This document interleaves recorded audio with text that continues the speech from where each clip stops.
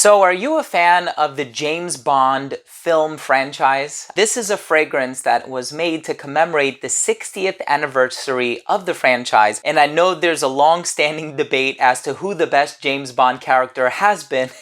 We're not going to get into that, but we are going to discuss this brand new fragrance by the brand Floris London. I'm excited to give you my thoughts on it, so make sure to stay tuned.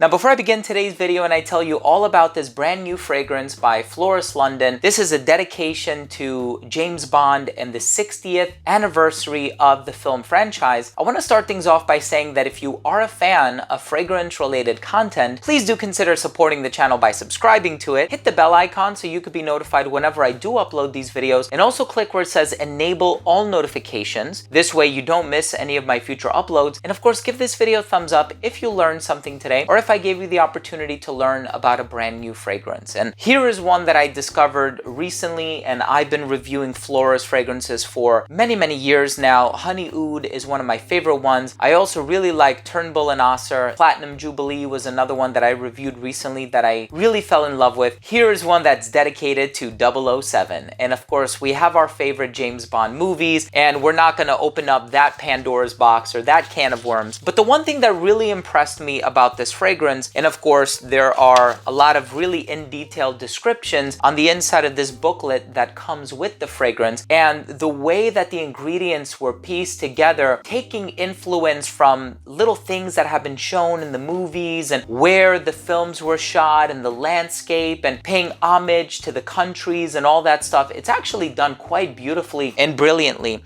So to summarize it, this is a dry amber fragrance with some spicy ingredients, some aromatic touches. There's rose, carnation, geranium, and there's a few other, green, earthy nuances in the base as well. But I'm just going to give you an example of some of the little segments in here that kind of showcase how they took inspiration from a lot of other things that kind of allude to the film franchise. So it says the scent opens with an exhilarating note of juniper, a fragrant nod to the Vesper Martini, with a refreshing burst of bergamot, lemon, and sweet orange, reflecting the stunning Italian backdrop of films such as From Russia with Love, The Spy Who Loved Me, Moonraker, Casino Royale, so on and so forth. And then it goes on to mention that these uplifting top notes are balanced with the delicate addition of smooth rose, the national flower of England, pairing perfectly with dry woody tones and a hint of smoky dianthus carnation. The carnation serves as a reference to the red carnation worn first by Sean Connery on the lapel of his classic white dinner jacket while playing Bond in Goldfinger. So when you actually read this entire booklet, it actually highlights the inspiration of all of the ingredients, why they were thrown into this blend, or more precisely, why they were cleverly and artistically integrated into this blend. In any case, I know a lot of people say it's the juice on the inside that counts.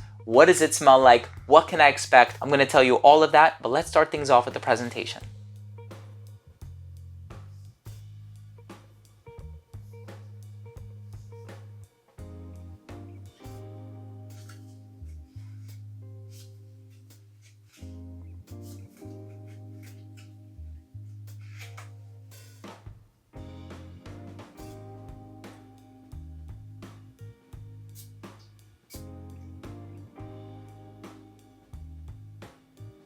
So right in the opening of this fragrance, you have this spicy, boozy, smoky sensation. And as I'm smelling it, it's funny because I got leather. And I was looking at the note breakdown quite meticulously. I didn't find any leather. However, there are spices and there are some darker ingredients that could contribute to the synthesis of a leather accord. But I got something kind of dark and leathery, sophisticated, masculine, in addition to this dry amber accord. Now, the reason I say dry is because I'm not getting vanilla, I'm not getting tonka bean, I'm not getting labdanum per se, I'm not getting some of these sweeter ingredients that would contribute to a sweet amber. And if you've tried a little bit of both, then you know how to make that distinction between a sweet amber and a dry amber. So this is of the dry variety. So it's green on account of some of the earthy ingredients that are in here, but there's also this like heart of florals that always kind of convey this rose essence. And what do I mean by that? Geranium has a rosy overtone.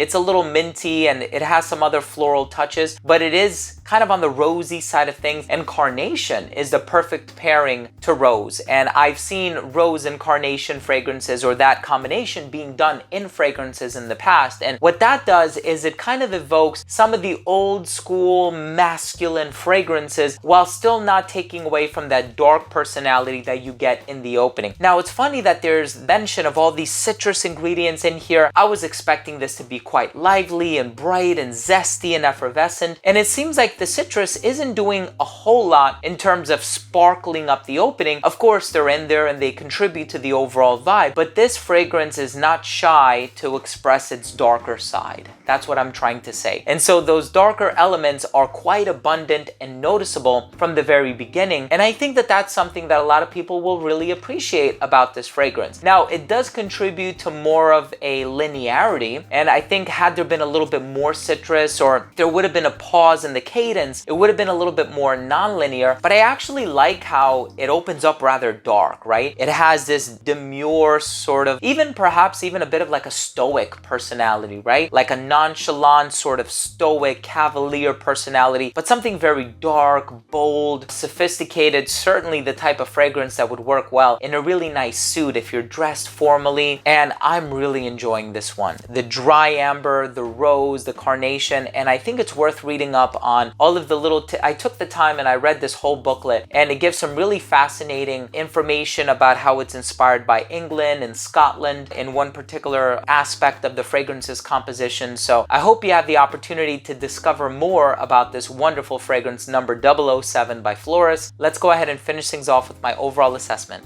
Now, first up, in terms of the uniqueness and the overall smell, of course I've smelled fragrances before that are dark and ambery, maybe rose, geranium, carnation, so on and so forth, but this fragrance really utilizes these ingredients in a different way. I don't find it to be reductive or reminiscent to anything else that I've tried, and I think if you are a fan of green, rosy, and dry ambery fragrances, this is certainly one to try out. Again, not too much of an emphasis on the citrus, and that might actually be a good thing for a lot of people. In terms of the longevity, you can expect 8+ hours on your skin. The projection was wonderful for the first 45 minutes of application. I do think it's very base heavy, so it never radiated beyond an arm's length, but performance was pretty consistent. It became an elbow's length scent right around hour 5, 5.5, right around hour 8. It became a skin scent, but again, if you spray this one on clothing, it will last for a long time. Versatility, I actually find this one to be fairly unisex. I do think that there's going to be a sizable amount of people out there that will argue its masculine components, and I can't disagree with them entirely. So I do think that a lot of the ingredients in here, the juniper, the spices, the darker personalities, the woods, do lean masculine. I think this one is great for the colder weather, and I think this is great for a formal occasion, and it'll probably appeal to somebody who's a little bit older because it lacks sweetness. In terms of the presentation, I do like the name, and I love the fact that Floris is dedicating fragrances to a lot of different people and things, and I think it's very honorable and it's very nice of them. My final verdict on this fragrance is it's a dry amber with some green personalities that will work wonderfully in the colder weather. If this is the style of fragrance that you're into, you certainly owe it to yourself to try number 007 by Floris London. Thank you so much for joining me today. I hope you enjoyed this review. If you did, if you took something of value from this video, please consider supporting the channel by subscribing to it, hit the bell, give it a thumbs up. Love you guys. We'll see you tomorrow. Bye.